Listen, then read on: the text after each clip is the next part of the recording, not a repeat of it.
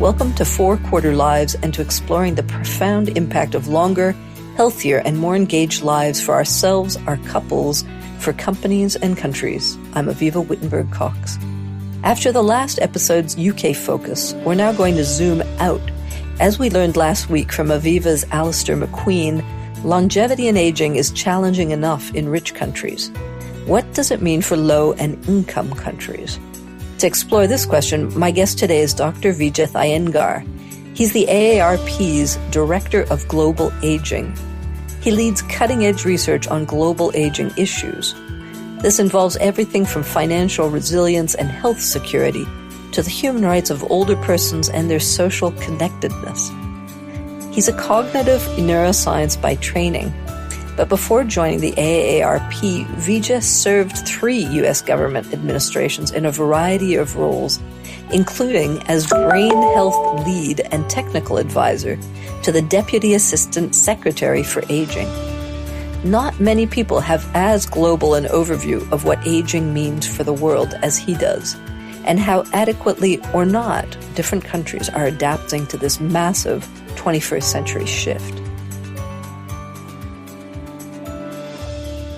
So today I'm delighted to welcome Vijeth Iyengar from AARP to 4 Quarter Lives. Vijeth, thank you so much for taking the time. Thanks for having me. You have a great title, right? You are the Director of Global Aging at the AARP. And so I want you to help us understand 2 things. One, who you are, and one, what the AARP is for our international listeners.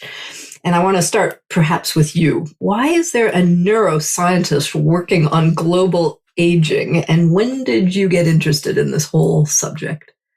Yeah, that's a great question. I appreciate it. My entry point to healthy aging and longevity is a bit circuitous, but the initial point of entry was research. And so I'm a cognitive neuroscientist by training and was part of a research lab at Duke University here in the US from 2010 to 2016. We were handling questions that were quite esoteric in terms of how we form memories, where they're stored in the brain, how we retrieve those memories to function in daily life and society. And the lab was retrieving them so well these days. Yeah, exactly. And my memory is very bad. And they say to study what you're bad at. And this was that. And the lab was interested in fleshing out the neural circuitry behind this. And so we examined this in younger college-age students and also older adults that were living in the community in the state of North Carolina. So that was my initial foray into cognitive aging and the aging as a research field. 4 years into my PhD, I realized I wanted to be able to marry the research expertise with policy and to work on problems of scale and societal impact. So I made a slight career pivot and went to the US federal government in 2016 and had the great fortune to work in a variety of positions across the US federal government, as well as the Pan American Health Organization, the World Health Organization's regional office for the Americas here in Washington. And after 3 presidential administrations, I joined AARP in January 2022 as Director of Global Aging. Enough politics. Let's get into something that doesn't change every 4 years. So AARP, tell us what it is. Huge, big, influential American association. Yeah, absolutely. Well, AARP was formerly known as the American Association of Retired Persons, but now it's simply referred to as AARP. And we're a 65-year-old. We don't talk about retired persons anymore, right? We do, but we're simply referred to as AARP. Yep. And we're a 65-year-old organization with headquarters in Washington, D.C. in the United States. We were founded in 1958 by Dr. Ethel Percy Andrus, who's a California educator. And thanks to her vision back in the 50s, AARP is now the world's largest nonprofit, nonpartisan organization for the 50-plus population, having more than 35 million members in the United States. 35 million members, that's influence. It's sizable, it's influence. It helps inform our advocacy, our research efforts. But we're guided by a North Star in that we want to be champions of positive social change through our advocacy, research, and service efforts, empowering people to navigate issues related to financial well-being and health, to being active contributors to their society and community. And so, as you mentioned, Avivah, while many of your listeners might be familiar with our domestic U.S. work, we've actually been engaged globally for nearly 5 decades or so. And just 2 quick examples. In 1973, AARP was one of a dozen organizations that helped create the International Federation on Aging, a major NGO in Toronto. In 1987, we were granted consultative status to the United Nations Economic and Social Council, otherwise known as ECOSOC. And we actually have a member of our team that's based in New York to help AARP advocate on behalf of older adults and our members everywhere to the UN on issues of importance. We have a strong belief that good ideas have no borders, and we take a partnership approach to ensuring that we're making an impact for both older adults, members, and non-members alike. So you have this huge national base in the US, Yep. Global reach and influence and interests for decades now. Did you get a sense that this is AARP's peak time, that things and trends are all turning its way and you've never been more relevant? I think that's a great question. I don't know if I'd characterize it as peak time. I think we are seeing forward momentum globally from actors that are non-traditional aging organizations and entities that all of a sudden are talking about population aging, demographic shifts, and what that might mean for society as to how society is governed and how it's functioned. And so what we're trying to do is, through partnerships with, say, the World Economic Forum and the Organization of Economic Cooperation and Development, OECD, we're trying to elevate issues important for older adults to different non-traditional stakeholders so that we can actually seize on that global momentum and take it forward.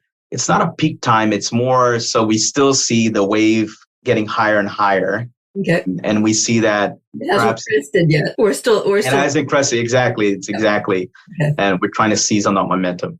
So we want to explore this report that you've just published called Achieving Equitable Healthy Aging in Low and Middle Income Countries.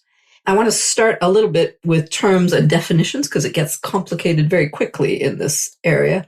And first, we'll start by defining what are low and middle income countries versus developing, all the other segmentations we've heard. They're multiplying. Can you just give us what your report uses? Yeah, so there's a lot of nomenclature out there. There's developed versus developing, emerging versus advanced. Our report uses the World Bank income classification. And so the World Bank has 4 groupings. It's low income, low middle income economies, upper middle income economies, and lastly, high income economies. And so the way to calculate it, not to get too in the weeds, but it's usually the gross national income per capita over the dollar value of a country's final income in a particular year divided by its mid-year population total. Yep. And so the World Bank, from my understanding, made the shift in 2015 or 2016 for the very crux of your question, Avivah, in the sense that developing, those were really broad terms that were lumping together countries that had a lot of different conditions and were too heterogeneous and weren't actually useful ways to bin and then analyze where countries are. So we use the World Bank income classification. It was mostly the emergence of this huge middle that was neither high nor low. I remember very, very interesting talks from Hans Rosling arguing that this huge growing middle didn't deserve to be referred to as low, and it wasn't quite yet developed either. So so we're getting better, but we need to refine a little bit our segmentations. Absolutely, and I think this does that. And if you go into World Bank reports, there's actually dollar figures that have cutoffs and boundaries for each of the 4 classifications, and so we wanted to use the classification of art that's been mostly adopted in the literature. And so that's what we use for the report. Okay. So we won't get into the dollar amounts. We're going to refer people to the World Bank, but we understand that we're focusing on low and middle income countries. And you use a term I want to also introduce, which is called equitable aging, which I think is very important. Can you help us understand what do we mean by equitable aging? It's a term of art that refers to this idea that all individuals, regardless of background, should have a fair and just opportunity to optimize both their health and well-being at all stages of life, and critically, be able to fulfill their health potential to age well. And the reason why we chose this term is that there's great alignment with international global frameworks for aging. And so the Madrid International Plan of Action on Aging while to my memory does not use equity explicitly, has in its goals areas in which policymakers should focus on that would advance health equity or equitable aging. If we look at the UN 2030 Agenda for the Sustainable Development Goals, or SDGs, there are 3 SDGs that are focused on equity. SDG 3 on good health and well-being, SDG 5 on gender equality, and SDG 10 that says reduced inequalities. And then lastly, the most recent global framework is the UN Decade of Healthy Aging Plan of Action from 2021 to 2030, where equity is at the crux and is at the core, rather, of its goals and mission. So we're going to talk a lot about aging, which refers to another word, which is how do we define old? And here there are so many definitions now and so many different segmentations that it's sometimes really hard. So the World Bank, I think, is going for 65. The World Health Organization is going for 60. The AARP, you get your membership card as soon as you turn 50, I think. You get a letter from the Queen in the UK when you turn 100. That might be our new segmentation for old. But what do you do with all this? How do you define old, and what number are we going to start agreeing on, if we are going to start agreeing on one? You hit on a question that's honestly an open empirical question that's actually serving as a barrier for progress and riddling the aging and longevity community with many, many challenges. And so in the ARC 4.0 report that you alluded to earlier in the conversation, we benchmark older adults as 65 and over. Oftentimes, the threshold is defined by a country's average life expectancy or statutory retirement ages or particular government health insurance safety net program. And so, as you mentioned, there is no older age benchmark. Some have used 60, some have used 65 and over, some have used 62 and over. As a result, it's really hard to compare countries or policies. Exactly. That's what I was getting to. As a result, within country comparison is quite manageable. Between country comparison is a lot harder. And so if one were to do an analysis as to comparing low income versus low and middle income, it's quite difficult.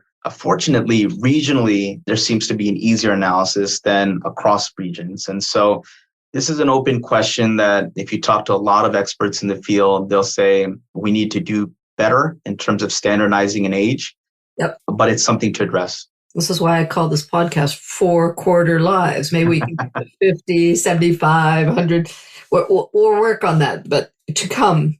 So one of the key recommendations of this report, and it's again a little bit of a definition issue, is you're arguing for the need for a life course model. And I think, one, I want to know what that is. And what do we currently have that isn't? What are we moving from and to?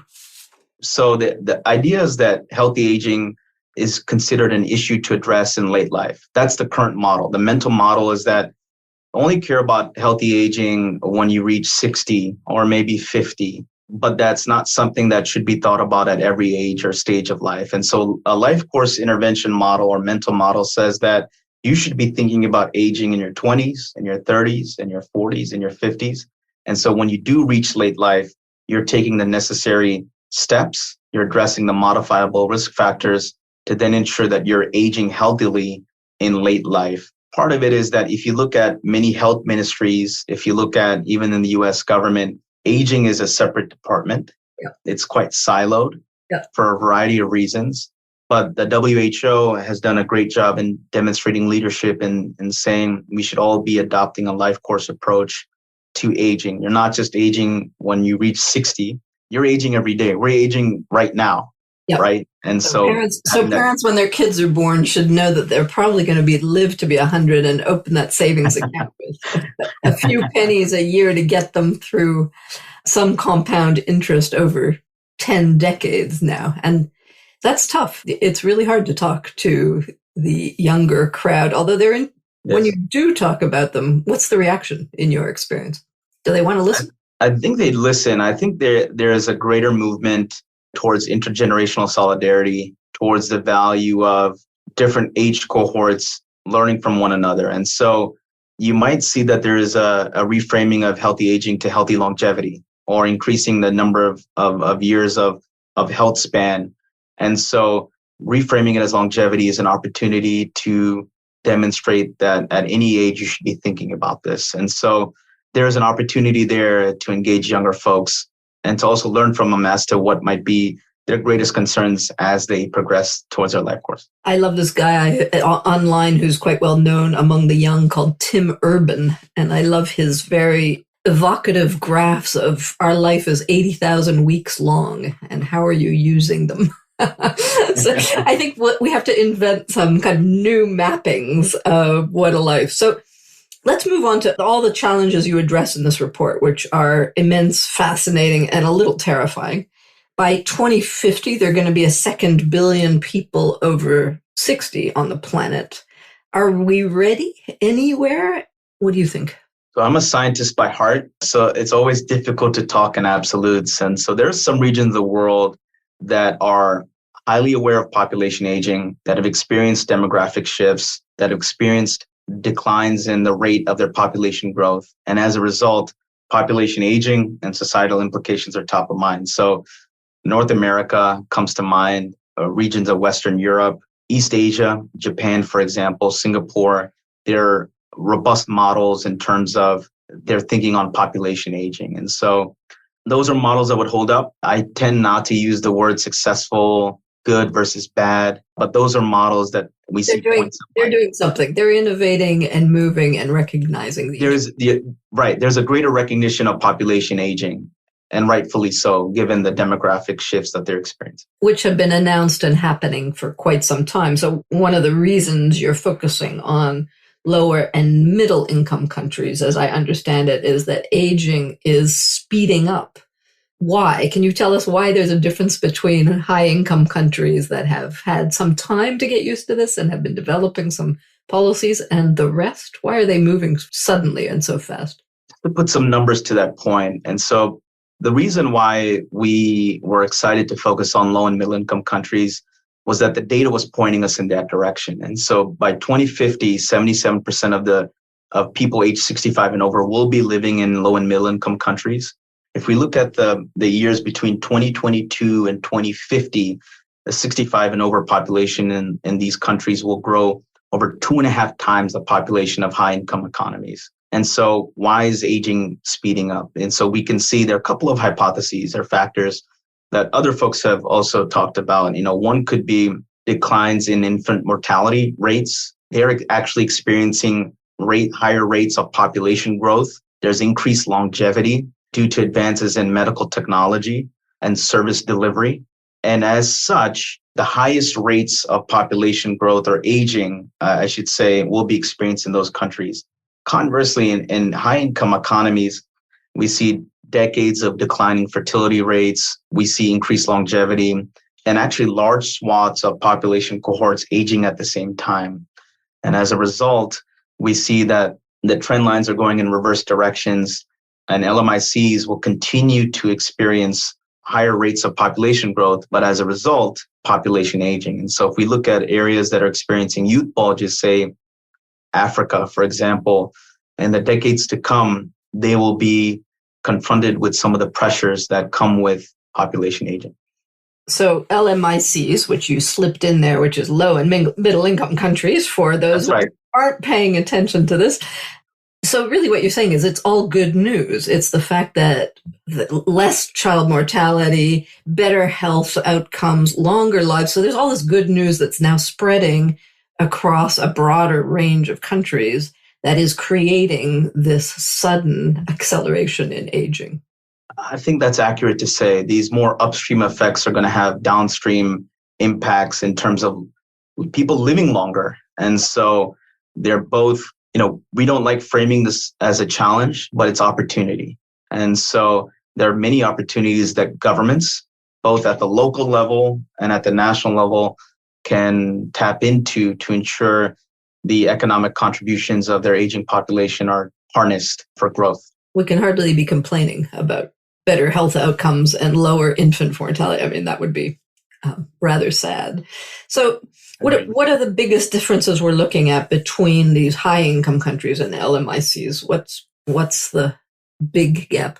So from the report, we drew 4 conclusions or 4 factors that are driving these large-scale differences between low and middle-income countries and high-income countries. In low-income countries, we have large informal economies. And so 89% of the workers that we highlight in the report, age 65 and older, are informally employed. And so what does that mean?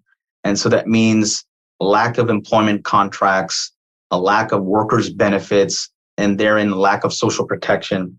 The 89% that we see in low and middle income countries in terms of the informal workers is double the percentage that we find in high income economies. And so that was one factor that we targeted. Which means if they're in informal work, not only do they not have contracts and work contracts, they also have no pensions and no... Exactly. And so that, if you dovetail that with the second factor that we highlight, public health systems are largely underdeveloped. And so many of the expenditures as a percentage of health are from out of pocket. And so there's a lot of out of pocket or large percentage of out of pocket expenditures as a percentage of health compared to high income countries. And the percentage of those that are covered by a particular social health scheme is quite low in low and middle income countries.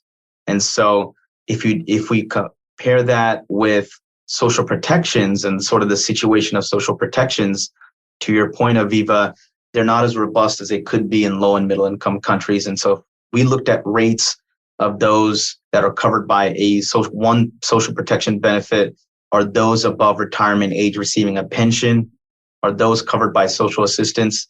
There are massive gaps in both coverage and adequacy in low and middle income countries. And the one other factor that I want to highlight is political will. And so we see in many countries that legislative policies they lack imperative or support for older adults.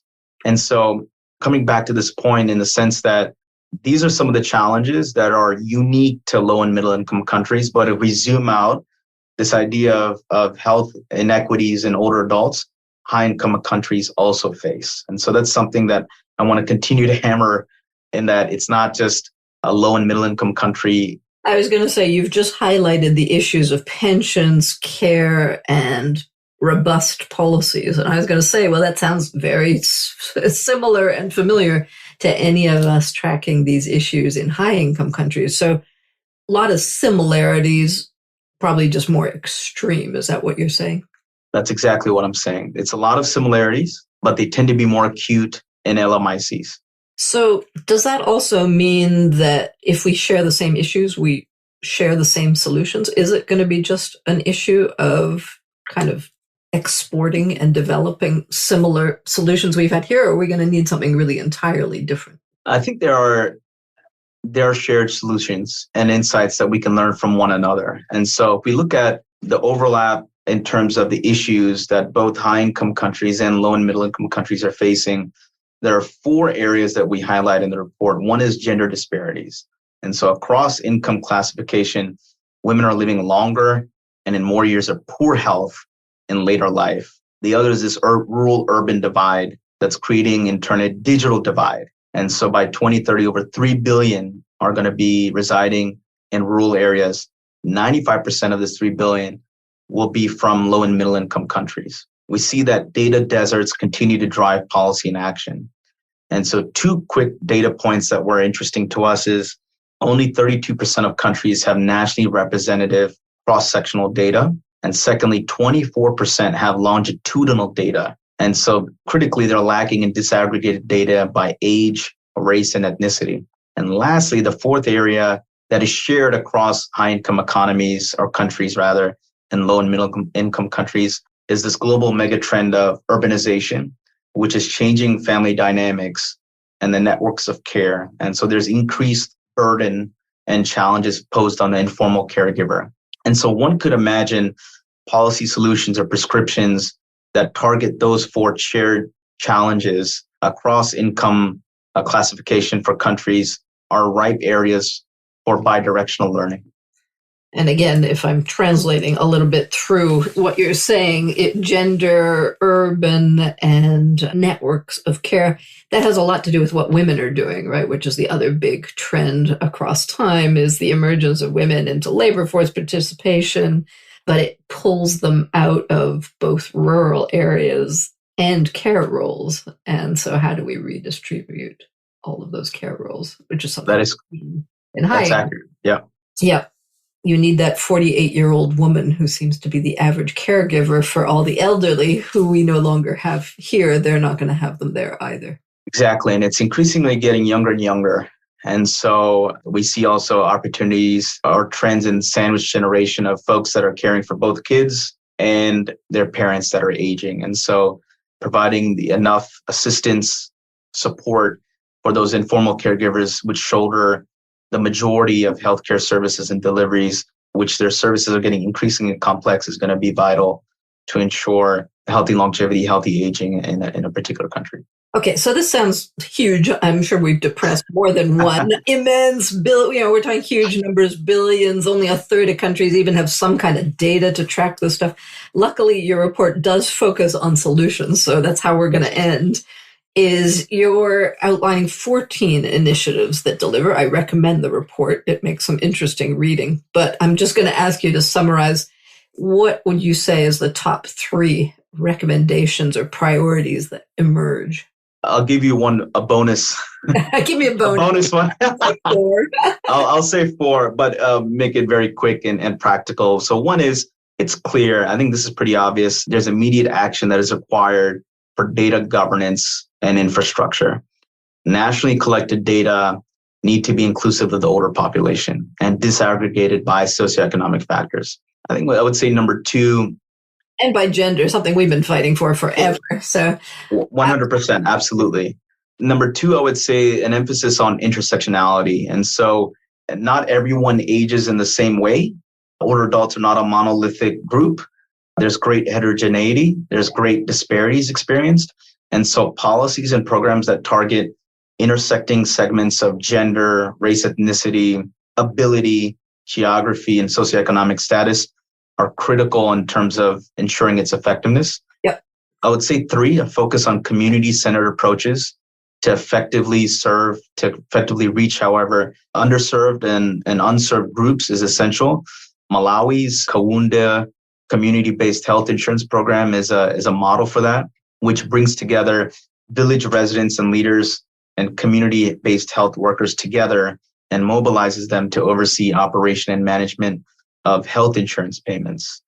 And lastly, I'm going to hammer this point again in terms of political will and sustained government action. And we see remarkable progress in Colombia, India, Thailand, and Vietnam in terms of ensuring and expanding pension and healthcare coverage as a result of sustained government action over years. And so those are the 4 areas of opportunity we see in terms of a solutions-oriented approach to combat health inequities when it comes to healthy aging. So those 4 recommendations sound a lot like what they call mainstreaming. So one of your arguments is we've got to mainstream aging, as we have done or are arguing we need to do for climate and gender. What does that mean when we're mainstreaming it? Mainstreaming aging is a term that will be familiar to a global audience, less so in the United States. But it's this idea that every policy, every program, every initiative at every level of government should embed aging into their decision or to their design, development, and implementation. They should be carrying out these programs, designing these programs through an aging lens. And there are a couple of benefits from mainstreaming aging. One is that ensuring that programs and policies reflect the needs of older persons, ensure optimization of resources from policymakers. It'll ensure that it acknowledges rather that every level of government has a stake, so to speak, when it comes to population aging. And this requires all of government, all of society approach. It's not just one Department of Ministry of Health or Department of Labor or Ministry of Labor that is in charge of this. It should be all across all of government. And it curbs the marginalization of older persons and their overall social exclusion and brings them into the fold and doesn't treat them as a separate category of a population segment. And so there are many benefits to mainstreaming aging. And this is sort of a philosophy that the UN espouses. And certainly we see great value. And that's something that we're trying to do. And we already see here in the United States, these multi-sector plans of aging, these MPAs, these action plans on aging that different states are doing in the United States, California, for example, or New York, to be able to account for resources, programs, policymaker attention around this particular topic of aging. It reminds me very much of in the corporate sector, companies used to do with digital. They used to have a little digital department on the side until suddenly they did wake up eventually to the fact that digital was in everything they touched and did and sold and hired. So that kind of shift, I mean, we're still very much looking at aging, I would think, in that little departmental role. And this idea that it's going to flow across every part of a company's policy is not yet quite in motion. You're right. It's still siloed. We're trying to break down those silos. AARP is our global network of collaborators and partners. And we're trying to broaden the tent, so to speak, and bring in these, as I mentioned before, non-traditional actors to the table, whether it be private sector, whether it be public sector, whether it be NGOs, whether it be multilateral development banks or international financial institutions such as the World Bank, where population aging isn't prioritized and where it could be. And so that's where a lot of our advocacy efforts, informed by research, informed by, say, the ARC 4.0 report, that's where a lot of our energy is investing in terms of making a persuasive case as to why countries should focus on this. Any shift post-pandemic? I mean, we saw just how much harm we can do to old people if we don't center them into policymaking. Was that a global wake-up call? I would agree so. I think the majority of folks that were affected by the pandemic, whether it be getting COVID or succumbing to it, unfortunately, were older adults. And we saw high levels of ageism during older adults, an us versus them mentality. And so, frankly, the conversations have been easier relative to make the case that, yes, you should invest in older adults. We saw what happened during the pandemic, and the pandemic's still ongoing and people are still affected. But yes, a lot of younger people, and it affected across generations. But critically, we saw digital divide, we saw issues of access, affordability, quality of care. We saw inequalities rise in several historically marginalized populations, and so it goes again to this idea of intersectionality. And so layering age, not as a vertical, but as a horizontal, is critical to then be able to have those conversations. And that's been one silver lining, as crude as that might be to say, of the pandemic. If you only take one takeaway from this conversation, it's got to be that, right? That aging is a horizontal, not a vertical. I think that's a very nice summary. Now let's jump into a few big countries that are really different places on the aging spectrum. We're going to talk about three that you describe in the report. So China, India, and Nigeria. There are a few billion right there. What is that? A third of the global population. Close to it. What's going on? Where are they? And what spectrum would you describe? So on the ARC 4.0 report, we did a landscape analysis of all LMICs. And then we did a deep dive on a couple of countries selected for both data availability, geographical diversity, and heterogeneity. And so we focused on India, Nigeria, where we did a deep dive, and we also touch on China as well. And so the India state of play, there's nearly 100 million people in India aged 65 and older, and this is going to grow by 155% to 250 million by 2050. We talk about informal employment. 97% of workers aged 65 and over in India are informally employed. The income inequality there, as we share in the report, is higher than both the averages for low and middle income countries and high income countries. And so we see income inequality gap. It's not all bad news, so to speak. There's some promising practices. And one thing that we highlight is that we have the largest government health insurance program in the world, with the goal of touching close to 500 million people from poor and vulnerable families. And so that's a point of light. The other is the longitudinal aging study from 2017 to 2019, its first iteration. And this is actually a full-scale national survey of health, economic, and social determinants that is planned to be repeated every 3 years. That's sort of the state of play in India. Now, if we go to Nigeria... And it's interesting because, India used to be seen as a really young country. For a long time, it was the young country. And yet you're pointing to this really fast acceleration. It is a fast acceleration, but then if you look at, to your point, India, I think is 1.2 billion. Yeah. 100 million people of that are 65 and older. And so they're still experiencing I would say that the government and policymakers acknowledge this as a potential area for further improvement. But as you mentioned, it's still very much a young country. The same situation in Nigeria. And so Nigeria is very interesting. It's Africa's largest economy. Yep. And it's the most populated country and has the highest share of older adults on the continent. 6.5 million people are age 65 and older in 2022. And this is in Nigeria, it's going to grow by 148% to 16 million in 2050. And so there are also some promising points of light. In 2022, they signed the National Health Insurance Authority Act to expand health coverage to all Nigerians. And this complements their National Social Protection Policy Act in 2021. And so there are some promising points of light in terms of actual legislation when we dug in a little bit deeper into the state of play in Nigeria. China, as I mentioned, we didn't do a deep dive analysis of China, but one thing we did highlight is a great data effort there that is actually inspired by the Health and Retirement Savings Study here in the US. And so their data effort is referred to as the China Health and Retirement Longitudinal Study, or CHARLS. They fielded a baseline survey in 2011, and their idea is to build a nationally representative database on factors ranging from demographics and health status to work, income, wealth assets, to enable scientific research on the older adult population.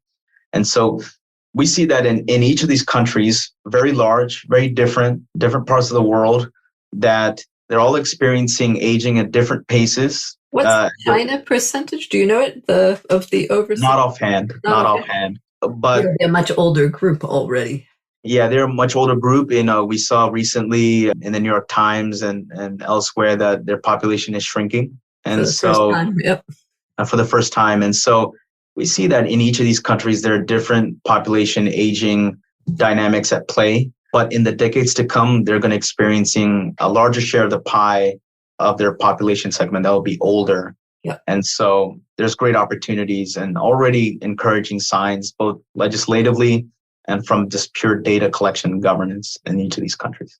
So governments are moving a bit in a lot of places, a lot of big places, even a lot of lower middle income countries. It's huge. The challenge does sound huge. And inevitably, there'll be people all across the spectrum. And so there's this push that for an actual legal right and a convention on the rights of older people. Can you tell us a bit about this? I'm sure most listeners will have heard of the UN Convention on the Rights of the Handicapped. Yeah. And so similar? Is it different? Similar in principle. I think you're right. This is sort of a topic du jour, the UN Convention on the Rights of Older Persons. It's a topic that's talked about in many high-level convenings, including the UN Open-Ended Working Group on Aging that will take place in New York in April. The idea behind the convention is that not all governments have legislation to protect older adults against ageism or discrimination in the workplace, against societal exclusion. And so a convention on the rights of older persons would enable legally binding agreements and doctrine to protect older persons. Some countries are for it. Argentina has been a real leader on it. Some countries have said that we already have legal protections that touch on older adults. Why do we need a specific doctrine or convention for older adults? AARP's position in June of 2022, the United Nations Economic Commission for Europe held a ministerial conference on aging as part of these regional meetings for the MIPA, for the Madrid International Plan of Action on Aging. And our chief public policy officer came out publicly and expressed great enthusiasm and seeing the international community coming together to realize the potential for action that a convention on the rights of older people would provide. And so there's a robust debate towards it. I assume the benefit of getting this kind of convention is exactly what your report is trying to do. It puts it on the agenda. It sets a kind of global minimum standard and shares these 14 initiatives that you are highlighting across more countries faster than we might otherwise do. Yeah, I think it could be a potential tool to help curb disparities in healthy aging. And so there's been a lot of advocacy around having a convention. And so we're hopeful that there's more movement there, and I'm glad to see that the global community is coming together on that. So we're going to end a little bit on what can we do? What call to action might you ask of all the different sorts of people listening across different countries, different sectors. Maybe it's to get this aging issue out of the kind of silo some people might be still putting it in? Yeah, I think there in the report, we have calls to action for different segments of the society. And so for governments, having a comprehensive aging plan is necessary and critical to ensuring an aging lens is incorporated into any policy and program, that enough resources. Get a national strategy. Get a national strategy, build up your data governance and infrastructure.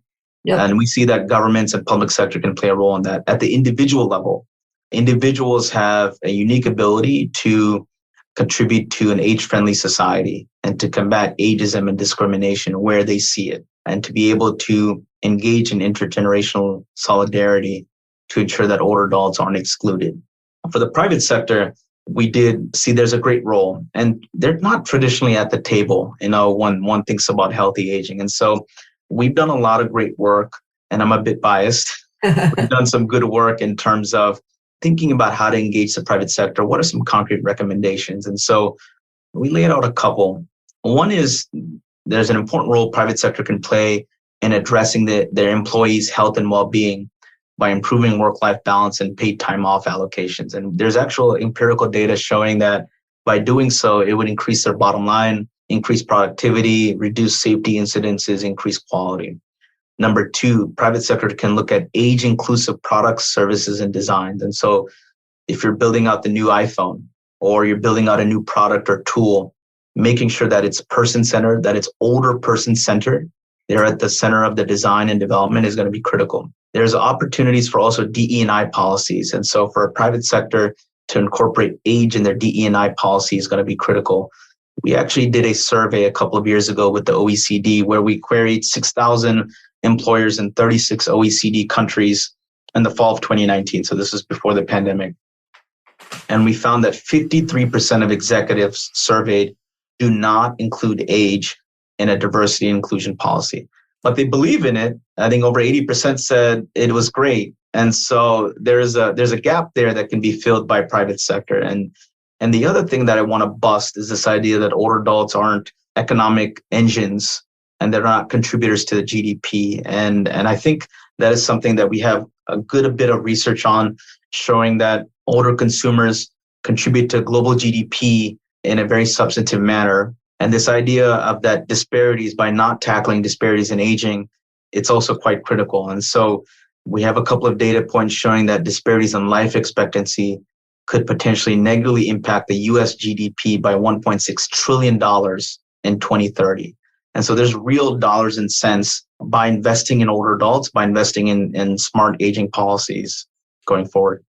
Okay, so governments need strategies and policies, individuals need to reach out across generations, and private sector needs to wake up and take care of their employees and get age inclusion into their horizontal strategies. Absolutely. And one segment of society that I forgot that we're a part of, civil society. Civil, we can't forget civil. Can't forget civil. We're all in there. Part of that. We need to keep pushing and being strong advocates. And data-informed advocacy is critical, research-informed advocacy. And coming up with this type of research as the ARC or other reports from other civil society leaders is essential to then being able to equip and raise awareness and policymakers alike as to the importance of this. I think we've just modeled what we're asking other people to do. We've just dug into your fantastic research, shared it, and pushed to get this higher up on the agenda everywhere, not only in high-income countries, but low and medium ones as well. Thank you so much for sharing all of that knowledge with us. Thank you, Avivah. It's great to be here. Onwards, people. Pay attention to this, no matter what country you're in. Talk soon.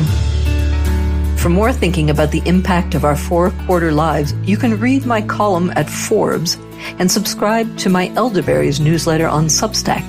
Let's design lives that aren't just longer, but better.